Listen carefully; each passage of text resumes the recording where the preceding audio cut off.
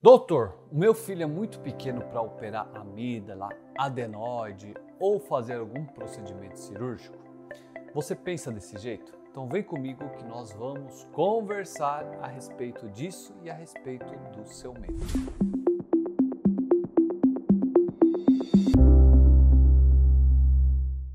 Olá pessoal, sou o Dr. Mohamed Saada, otorrinolaringologista, e hoje vamos falar um pouquinho sobre o medo de cirurgia, principalmente sobre amígdala e adenoide. Muitas vezes os pais, quando têm o diagnóstico que precisam operar, ficam meio receosos, falam, não, vou esperar mais um pouco. Doutor, tem mais algum tratamento que pode ser feito? Claro, primeiro sempre é o tratamento clínico. Mas doutor, tem mais algum tratamento? Muitas vezes vai no pediatra, o pediatra fala, pode falar, espera mais um pouquinho, quando crescer passa essa amígdala e adenoide, ela pode regredir. Mas aqui eu quero te esclarecer o problema de não fazer essa cirurgia. E muitas vezes o risco é maior do que a própria cirurgia, que hoje em dia é muito tranquilo fazer a cirurgia. Claro que existe risco, só que o risco é muito, muito baixo. Mas antes de começar, primeiro te convidar aqui para clicar aqui, se inscrever no canal, ativar o sininho. Nosso canal está crescendo muito. Nós somos o primeiro canal de otorrino a atingir 1 milhão de inscritos. Somos o maior canal de otorrino do mundo. Isso mesmo, você está dentro do maior canal de otorrino do mundo. Aqui nós vamos ter vídeos sobre rinite, sinusite, ronco, apneia, desvio de septo, amígdala, adenoide, carne esponjosa, cirurgias, enfim, tudo. Lavagem nasal, como prevenir alguns problemas, vários problemas aqui. E tem um conteúdo muito especial para vocês aqui terem mais conhecimento e mais autonomia da própria saúde. Agora, bora falar do medo dessa cirurgia.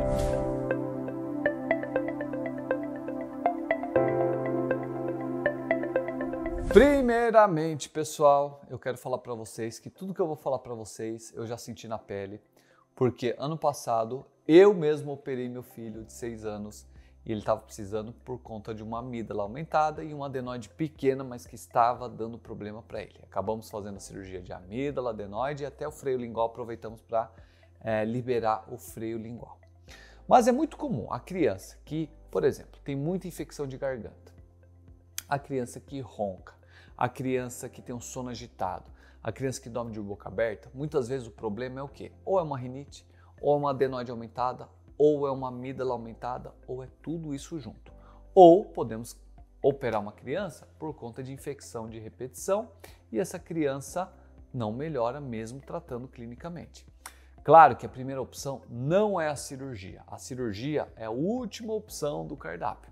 Sempre temos que tentar tratamento para diminuir a adenoide, para diminuir a amígdala, para melhorar as infecções, melhorar a imunidade da criança, melhorar toda a rotina da criança e ver se ela responde. Muitas crianças respondem não precisam operar, mas algumas crianças não respondem e continuam dormindo de boca aberta, com sono agitado. Por que a criança tem um sono agitado? Porque ela dorme, a amígdala e a adenoide tem um volume grande, ela não consegue respirar direito, ela vira de um lado, vira do outro, vai para o pé da cama, volta, cai da cama. E isso faz a criança não ficar num sono reparador. A criança tem que ficar tranquila a noite inteira. Porém, se ela tem esse sono agitado, ela pode ter vários problemas, como diminuição da produção do GH, que é o hormônio do crescimento, pode alterar a memória. Por que é importante a memória? Porque a criança está em franco aprendizado. Então ela está aprendendo alfabetização, a criança está aprendendo palavras, está começando a ter mais conhecimento, adquirir mais conhecimento. Então tudo isso depende de uma boa noite de sono. Concentração depende de uma boa noite de sono. A alimentação depende de uma boa noite de sono. E aí, muitas vezes, a mãe fala, meu filho vai operar, mas ele é tão pequenininho. Pessoal, quando é indicado uma cirurgia bem indicada e foi tentado todo o tratamento clínico, é porque a cirurgia é a melhor opção para o seu filho. Risco-benefício é melhor operar, o benefício é muito melhor do que o risco.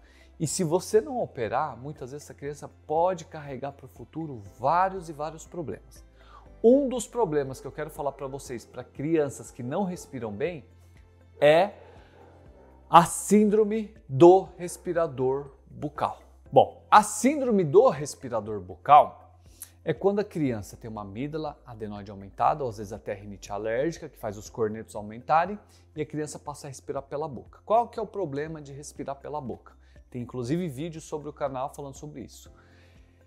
A língua ela tem que ficar no céu da boca. Ela é como se fosse um aparelho dentário que vai moldar o nosso céu da boca. Quando a criança respira, essa língua baixa enquanto ela está dormindo, ela vai respirar pela boca e esse céu da boca ele vai começar a se deformar. Se deformando, ele fica mais estreito, fecha mais a arcada dentária. Isso altera a dentição. Toda essa anatomia vai ser modificada para respirar pela boca. Respirando pela boca, a criança começa a alterar até a postura. Então ela vai ficar com a boca mais hipotônica, a musculatura fica mais flácida, a boca fica aberta, o lábio inferior fica mais pendente, a criança altera a postura, então a postura vem mais para frente, os ombros vão mais para frente, o pescoço também fica para frente, fica desse jeito aqui, e aí começa a alterar todo o eixo esquelético da criança. Começa a ter uma hiperlordose, começa a ter uma cifose. Hiperlordose é quando a lombar fica mais para dentro, a barriguinha estufada para dentro e o pescoço para frente também, então a criança fica assim. Isso altera a marcha da criança, isso altera a postura da criança, isso altera o eixo da criança, o eixo central que é a coluna vertebral. Isso pode alterar a ATM, ele pode começar a apresentar problema na ATM. E criança que não respira bem, não come bem, porque a criança tem que comer de boca fechada para mastigar, para ter uma boa mastigação. Enquanto ela mastiga, ela respira pelo nariz. Mas se o nariz estiver entupido, o que a criança vai fazer? Ela vai mastigar, mas ela mastigando, ela vai ter falta de ar, ela vai precisar respirar. Então ela vai comendo de boca aberta, fazendo barulho. E normalmente isso cansa muito a criança. Ela vai querer o quê? Alimentos mais moles, onde ela vai colocar, mastigar e jogar para a garganta. Comer e jogar para a garganta. Então isso vai triturar menos o alimento e triturando menos o alimento, essa criança vai chegar... esse alimento ele vai chegar no intestino mal digerido, podendo levar a desbiose intestinal, podendo até alterar a imunidade da criança. E percebam que isso é uma reação em cadeia. Tá bom, mas doutor, e se eu não operar, o que pode acontecer?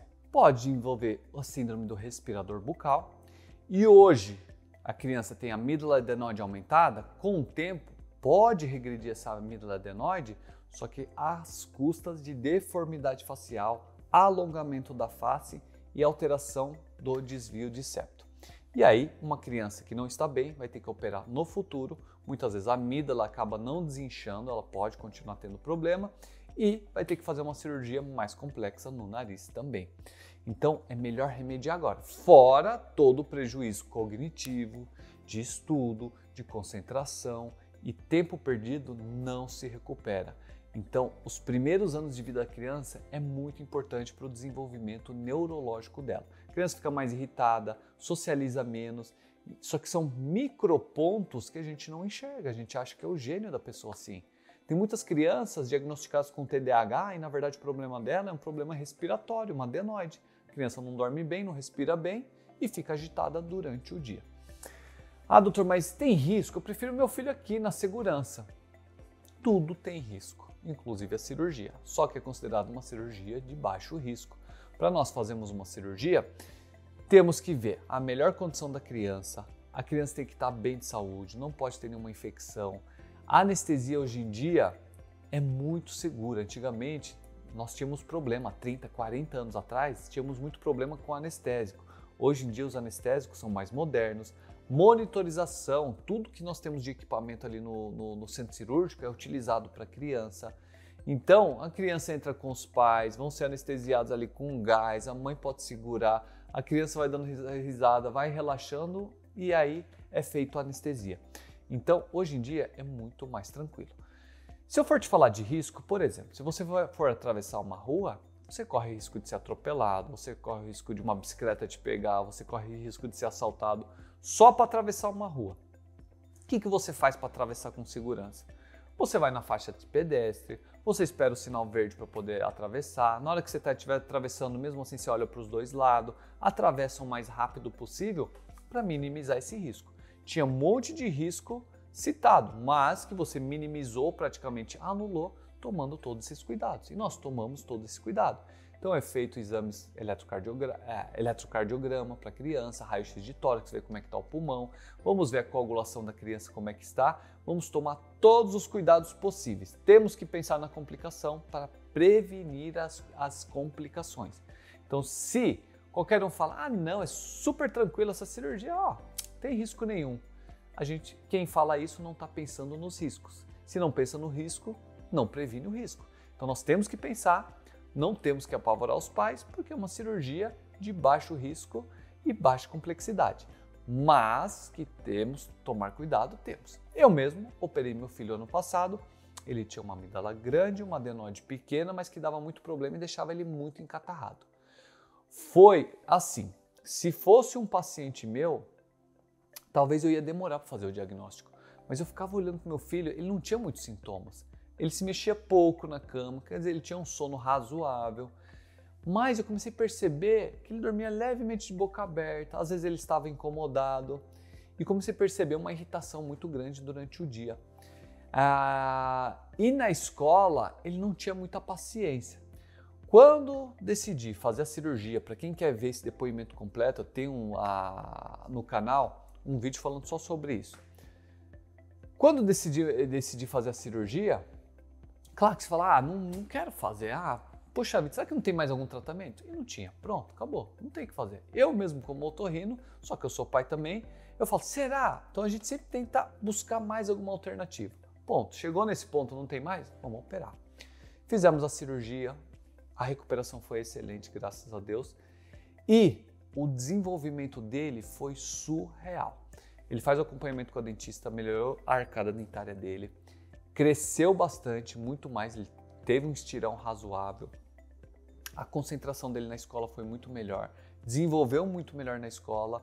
Hoje em dia você vê que é uma outra criança, não tem mais as irritabilidades que ele tinha, então assim, muda a vida da criança. E se você não fizer a cirurgia, a criança pode ter problema. Então assim, tratou, não melhorou, vamos fazer a cirurgia. Não deixa o medo tomar conta de você. Não deixa, é normal a gente ficar pensando em complicações. Aí a gente vai pesquisar na internet tudo que deu de errado numa cirurgia de amígdala adenoide. Isso é a pior coisa que você vai fazer, porque é raríssimo acontecer isso. Graças a Deus nunca aconteceu comigo e nunca aconteceu com nenhum colega que eu conheça que faça cirurgia. Então assim, é raro se tiver alguma complicação que você veja na internet. Tudo você pode encontrar na internet. Mas se tem que fazer, vamos fazer com total segurança. O mais importante é você confiar no médico que você vai passar seu filho, ele te dá todo o suporte, todas as informações, tentar todos os tratamentos para depois pensar na cirurgia. E quando você for para a cirurgia, você e seu filho ou filha têm que estar preparados para isso. Então, nós preparamos também a criança tem que saber que ela vai fazer uma cirurgia. Muitas vezes nós incentivamos, doutor, vai ter dor? A gente pode falar para a criança, vai ter dor, mas seu remédio vai ser um sorvete bem gostoso e você vai escolher 3 sabores ainda para você ir tomando em casa. Então a gente começa a brincar com a criança e começa a trazer ela para essa realidade e ela vai saber o que vai acontecer com ela. É muito importante. E a criança ela vai certinho. Quando ela sabe o que vai acontecer, ela vai certinho, ela se cuida, ela toma conta da dieta. Tá na hora de tomar meu sorvete, tá na hora disso, daquilo. Então a gente consegue com maneiras manejar tudo isso. Certo, pessoal? Então, se seu filho teve diagnóstico, converse com o seu otorrino. Não seja tomada pelo medo, porque o prejuízo é grande e pode comprometer muitas coisas no futuro da criança. Certo? Se você chegou até aqui e ainda não é inscrito, clica, se inscreva, ativa o sininho, compartilhe esse vídeo com quem tem filhos, porque pode fazer toda a diferença para o futuro dessa criança, tá bom? Então fiquem com Deus, até o próximo vídeo e sem medo de cirurgia, hein?